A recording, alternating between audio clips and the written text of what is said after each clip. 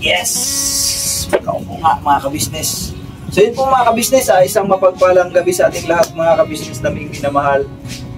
Dito ako nagbablog sa kwarto ng mga bata mga kabisnes. Uy, Kay, yan, thank you kay tubig. Ninihaw tubig mga kabisnes. Nauho ko eh. Kakain ko lang po mga kabisnes.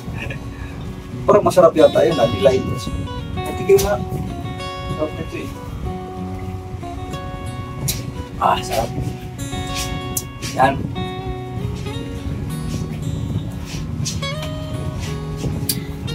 Hindi man malamig. Hindi man malamig yung tubig. So yun po mga kabisnes, isang mapagpalang gabi sa ating lahat mga kabisnes na minamahal. At yun nga, dito ako sa kwarto ng mga bata nag-vlog. Si Bingay mga kabisnes nandiyan, naglaba mga kabisnes na minamahal. So yun po mga kabisnes, kumusta po kayo mga kabisnes na minamahal? At ayun, ang iyong abang lingkod ay katatapos lang sa vlog doon lang ni Kuya, no, mga kabisnes. Sumama kami doon sa pagbablog sa TV house. So yun, mga kabisnes, may nais ko lang pasasalamatan mga kabisnes na minamahal. Yung nung mga nakaraang unboxing mga kabisnes na sa awa ng Diyos ay nabigyan tayo ng ating puting sponsor, no, mga kabisnes. Nakatanggap tayo sa Wadali Sabin. Ito nga katunayan, no? Ito yung damit na to mga kabisnes. Dalawa ito eh, isang orange ka ito. Yung ang tawag na pag rito ay light green eh, no? Light siya. Salamat po kay ma'am, kay tita ng Chicago, no? Thank you po ma'am sa damit na pinagkaloob niyo po sa akin mga kabisnes. At gayon din, meron pa dito, meron pa akong ipakita po sa inyo. Ito, galing din po to kay ma'am, kay tita ng Chicago. Ito, ano to eh, lemonade, naturally flavored drink mix with other natural flavors. Ano siya eh, lemon yung dito mga kabisnes. Tapos ano yan, ito pa. Tatlo po ito eh mga kabisnes. Ito pa. Ito, tropical punch. Yan siya. So ito pa. Tatlo po ito mga kabisnes. Yan. Ito, nagamit na namin ito. Yung iba doon nasubukan ko na rin. Ito, na-try ko na rin ito. Pero yung itong isa, hindi pa. Ito, hindi ko lang pambawas yan. Tapos ito naman yung country time. Ayan, lemonade ulit. Flavored drink mixed with other natural flavor. So, nakalagay dito, no artificial sweeteners or flavors. Yan. Masarap din to mga kabisnes na natikman. Ito yung muna namin tinimpla eh. Nakailang timpla na ako nito. Ang sarap niya mga kabisnes. Natural lang talaga yung kung ano yung ng limon, yung masa ng limon, yun talaga. Pagka medyo nadamihan mo siya ng timpla, lilitaw talaga din yung kanyang yung medyo asim, no? Pero kung kailangan pag nagtimpla ito, huwag naman sobrang dami ang ilalagay. Kung may scoop naman siya, so ikaw nang bahala magtansya. Masarap mga kabisnes. So thank you kay ma'am tita ng Chicago. So at saka gayon din po mga kabisnes, may isa pa akong may dalawa pa akong pasasalamatan. Si Ma'am Ilna, thank you po Ma'am Ilna sa 500 pesos na pang sabi nga daw ay pang sa mga bata, no? So alam na natin kung ano yung pwede nating ibili doon mga kabisnes dahil siyempre pasukan na sa mga estudyante. Sa itong darating na Lunes ay papasok na mga estudyante. So yung 500 na yun, napakalaking tulong po yun ma'am. May pagkaloob natin sa mga bata. Mabili natin ng mga gamit. Maski kung ano pa ba yung pwedeng bibilin na para sa mga bata. Siguro si Mingay na ang bahala doon. Kung ano yung pwedeng mabili doon sa 500 na malaking tulong yon sa mga business dahil siyempre sa panahon ngayon, no, ang bawat sintimo ika nga ay napakahalaga, mga ka-business. So yun, si Mingay na po ang bahala doon, ma'am. Kung anong bibigyan niya doon para sa bata. Either kung si Yasuma ang pwedeng bilhan niya doon, or si Kia, o si Kaya kasi lahat po sila ngayon nag-aaral po, maliban na lang kay Tinay. Si Tinay na lang ang hindi nag-aaral pa nga sa ngayon. So magsimula kay Kia, kay Yasyu, kay Dindin, kay Makmak, kay Dudong. Sila pong 5 mga ka-business ay papasok na sa school. At papasalamat nga ako ng napakarami kay Makmak dahil yun, naisipan niya na pumasok, mga ka-business. Dahil matagal-tagal din akong bitiyan, ginawa ko dyan. Ganun din ang nangyari niya sa kanya dati, yung pang hindi siya pala imik sa school, hindi siya pala imik. Hindi naman siya parang yan, parang nabully siya, hindi naman siya ganun. Pero doon yung kay Makmak na parang hindi siya pala imik sa school. Tapos pagsabihan niya ng teacher na bakit parang hindi ka, wala pa siyang partisipasyon doon sa loob ng room. Bang sa sobrang niya kamahiyain doon sa loob ng school, hanggang sa hindi na siya pumasok. Parang sa pakiwari niya ay nabully din siya. O siyempre, napagsabihan siya sa teacher na makipag-cooperate ka naman kasi nga siya, tahimik siya sa loob ng school, mga ka-business. Siguro sa pakiwari niya parang siya, na-open sa nasabihan, hindi na siya pumasok. So sa awa ng Diyos at ngayon ay papasok na sa school. Pag siya, mga ka-business, ALS, no? Alternative Learning System. Parang niya yun, siya, ano bang tawag doon? Itong module, parang gagamit siya ng module modular. Yung mga hindi niya napasukan, medyo mahaba-haba talagang punuan, mga ka-business, kasi ilang taon din siyang nakahinto. Kailangan talagang pupunuin niya yun hanggang sa present ako. Marami-rami, pero sabi ko kay Makmak, kaya mo yan, tiyagaan lang. At least naano ko yung bata ba, na-encourage ko siya na pumasok talaga. Sabi ko sa kanya, pag-isipan mong mabuti. Kasi ikaw, lalaki ka pa naman, ikaw talagang bubuhay sa pamilya. Pagkatapos wala ka man lang, kahit man lang sana, makatapos ka man lang sana ng high school, o ngayon kasi may K-12 na tinatawag. Kahit makatapos ka man lang ng hanggang K-12, malaking bagay na po yun. Kung talagang pero para sa akin, mas mainam kung mag-aral ka pa ng kolehiyo. Yan ang kumbaga in-encourage ko po sa mga ka-business. At salamat naman at nakumbinsi yung bata. Salamat talaga ako na yun, papasok na itong darating na Lunes. So 5 po yan sila. So salamat po, Ma'am Ilna, doon sa biyaya po na ipinagkaloob po sa amin. Malaking bagay po yun para sa mga bata. At gayon din, isa pa na aking pasasalamatan, mga ka-business, si Ma'am Jean, saan ba yun si Ma'am Jean? Nandyan ka ba, Ma? Naglaba ka pa ba dyan? Yung gaya nakakaalam na si Ma'am Jean, salamat po, Ma'am Jean, doon sa mga gamit, mga pang school supplies nga. Pang school supplies sa mga bata. Maraming salamat din po, Ma'am Jean. Dahil, yun nga, napakalaking tulong sa amin. Dahil, siyempre, ilan yan sila nag-aaral, mga bata. So, napakalaking tulong yun, yung mga gamit na kailanganin nila sa eskwela itong darating na Lunes. So, ilang araw na lang, na po ngayon. Sabado na po ngayon, mga ka-business. So, halos isang araw na lang, higit, mga ka-business. So, pasukan na. So, yun, kay Tita ng Chicago, thank you po sa ito, damit. Tapos itong mga Diyoses na binigay niyo po sa amin. Tapos kay Ma'am Ilna, yun, nagpaputi po siya ng 500 pesos para pang sa mga bata. Nagamit sa mga bata. At siyempre kay Ma'am Jean, thank you din po sa mga school supplies. Thank you talaga ng napakarami. So yun po, mga ka-business,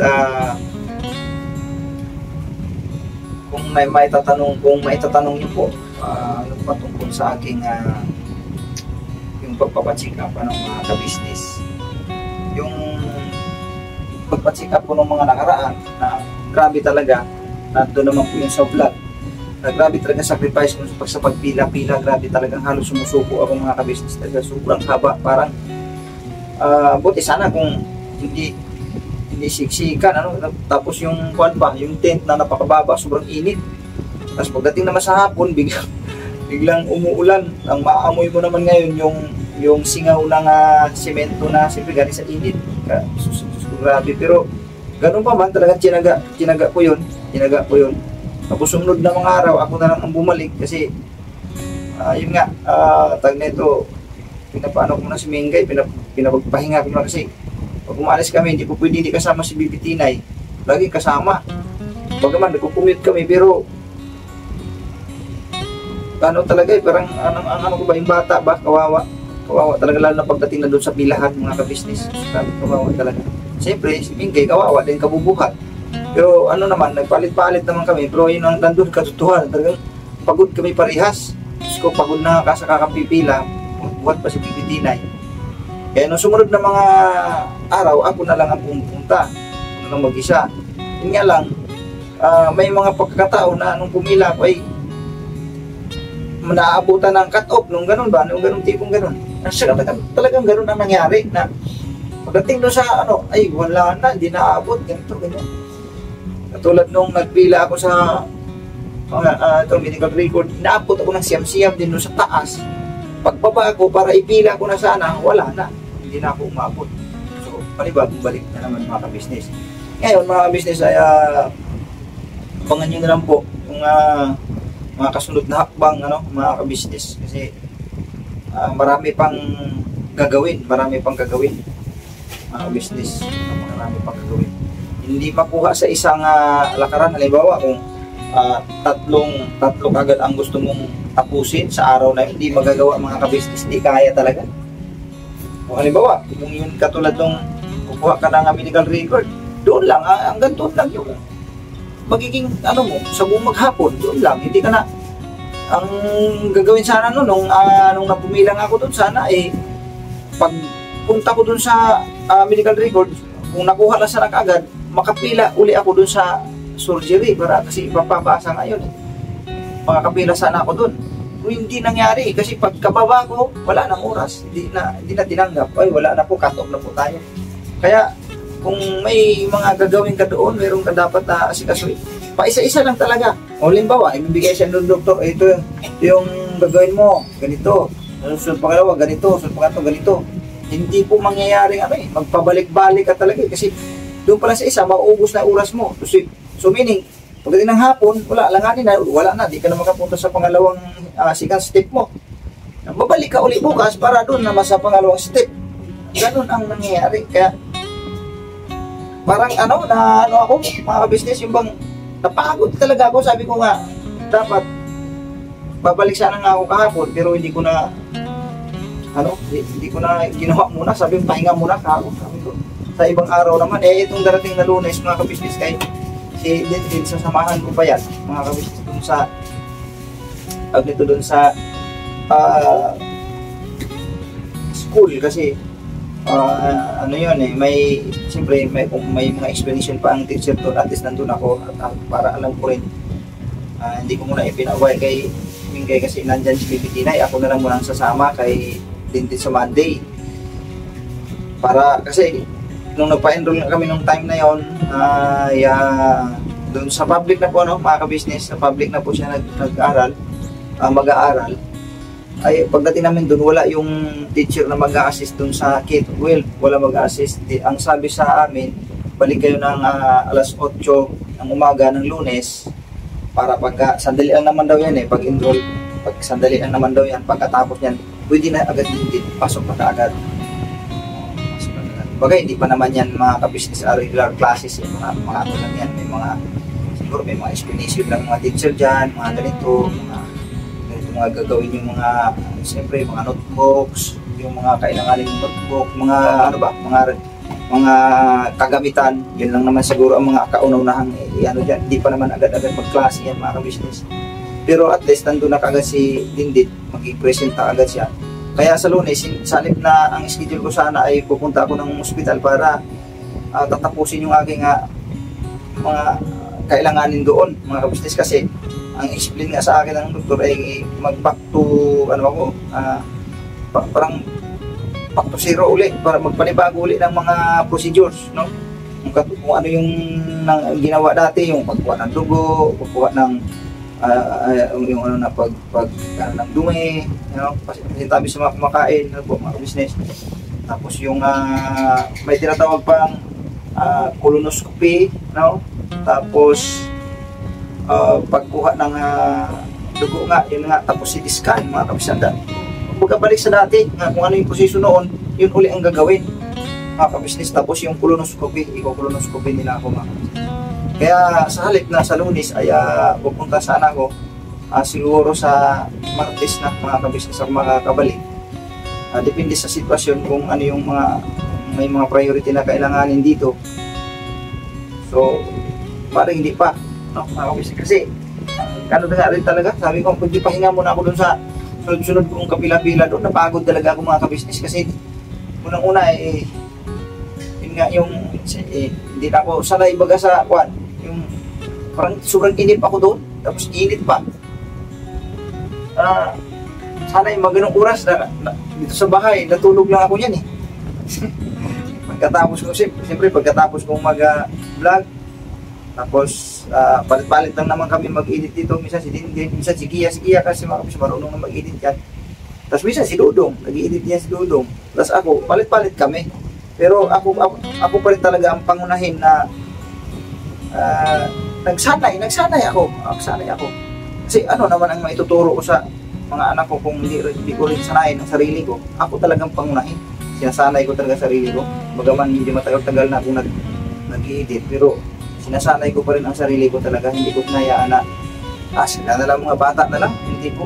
Kailangan ako pa din talaga. Kasi may mga bagay pa na hindi pa alam ng mga anak ko na kailangan ko pa rin ituro sa kanila, na yun din naman na natutunan ko rin batay doon sa mga itinuturo nila ni Padin, yan si Bustin, batay doon sa kanilang mga ituro, mga gito-gito mga bagay, ganyan. Siyempre kailangan kong ituro ko sa mga anak ko. At saka mas maganda kasi kung ako rin talaga ang unang-unang nag-i-edit, kasi nakikita kung paano ang takbo ng ano yung mga dapat gawin, anong dapat i-apply ng mga ganyan. Bagaman minsan nagkaroon pa ng sablay-sablay pa talaga. So, sige lang, sabi ko nga po, pasensyahan niyo na po talaga ako, kasi pinipilit ko talagang mamaster at matuto ng gusto dating sa pag-i-edit, mga kabisnes. So yun, kaya pagka na dito sa bahay, pagkatapos ko mag-edit yan, tulog na ako yan.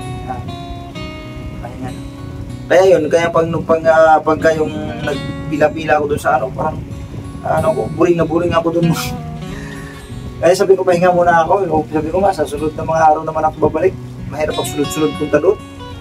Kasi, at saka unang-una pati, tag-ulan na, mga kabisnes. Nung mga nakaraan nga nagmotor papunta doon, di man ako totally nagbasa, kasi di man totally rin malakas, na timpo rin na hindi talaga siya tumudo. Kaya kung tumudo talaga, basa talaga siguro, bakit, maoblig akong sumilong. Kasi wala akong dalang kaputi nung time na yun, mga business. Maoblig akong sumilong. Kaya lang, pag sumilong at paano kung matagal huminto ang ulan, di wala na naman ako maabutan dun sa pagpila. Baka mamaya, pagdating doon sa pinakabuka na, cut off na. Di, sayang lang ako ng oras. So, yun. Kaya, yung bang maulan kasi ang panahon na rin. Ako sabi ko, palipas muna ako ng mga ilang araw, saka na lang muna uli ako babalik. Kaya yun, mga kabisnes, at papangan nyo na lang po yan. Kailan uli ako makapag pila doon. Sobrang hirap. Kasi para sa akin din naman yan. Kaya kailangan ko rin kasing malaman din, tama nga yung binanggit ng doktor na kailangan din malaman ulit yung yung loob ng mo, tiyan mo. Kailangan kang ma-check ulit. Tapos may binanggit pa nga sa akin, sabi niya dapat bakit sa akin yearly, dapat yearly kang nagpapa-check up. Yearly ang binanggit niya, hindi yung every 2 months, walang ganon yung binanggit. Sabi niya yearly ka dapat nagpapa-check up. So, kung papansin ka, hindi talaga yung halos buwan-buwan, sige ka balik-balik doon. Kasi, gusto ko naman ito nga, itong pagpunta-punta ko ngayong itong kasalukuyan ay wala pa akong binibitawang pera. Wala pa naman, wala pa binabayaran. Pero itong darating na pagkuha ng dugo, pagkuha ng dumi, or yung CT scan, tapos yung pagpapakolonoscopy, tsak, yun talaga may bayad kasi dati may bayad yun eh. Kaya yun, siyempre, hindi pa pwede yung buwan yun, paano yung pabalik-balik yun para mag-colonoscopy.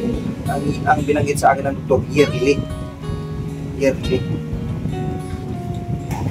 Binanggit ko nga eh, sabi ko, Dok, may bayad ba mag-ano dyan sa magpakuha ko ng dugo, CT scan, o may kakibat na bayad yun. Sir, pero tinanong ko lang, pero alam ko naman talaga may tinanong ko lang, baka malay mo, ay libre na, di.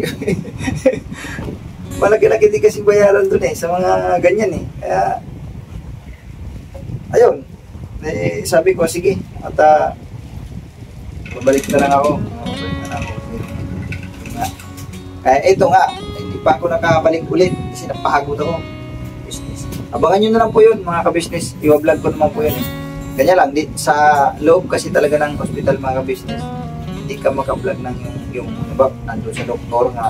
Ang gusto ko nga sana talaga mag-vlog dun sa sa habang nag-explain yung doktor. Kaya lang bawal po kasi talaga yun. Tayo kumbaga kung ano lang yung sabi ng doktor doon, hindi ko man nga ma-memorize lahat kasi napakarami yung mga binabanggit ng doktor doon. Basta yun lang mahalaga, yun lang yung aking kinukuha, yun lang talaga tinatanda ang mabuti. Kasi binabanggit naman din nila. Sabi ko nga sa doktor noon, nung ako'y kausap niya, sabi ko, pwede ba isulat ko na nga lang ng yung sinasabi mo kasi baka hindi ko matandaan yan lahat sa dami ng binabanggit nyo. Sabi niya, ang pinaka-importante lang dito yung ibibigay ko sa yung request. Yan. May request yun yung pag ng dugo, yan andun yun yung bibigay mo na lang dun sa doktor din o sino yung mag-check up dun. Hindi mo na kailangan magpaliwanag kasi andun na sa papel naka-insert mga ka-business. Kaya yun, at abang-abang na lang po mga ka-business. So yun muli, magpapasalamat po ako muli kay Ma'am Elna, kay Ma'am Jean, kay Tita ng Chicago. Thank you po sa inyo mga ka-business. Mga putihin naming mga sponsors, thank you. At sa iba pang mga nag-sponsor sa amin, simula pa noon hanggang ngayon nga may mga nagpapabutulan nito ngayon, may natanggap kami. Salamat po ng napakarami sa inyo. Sa inyo pong mabuting kalooban na nakapag-abot po kayo ng mga biyaya sa amin. Thank you talaga ng po.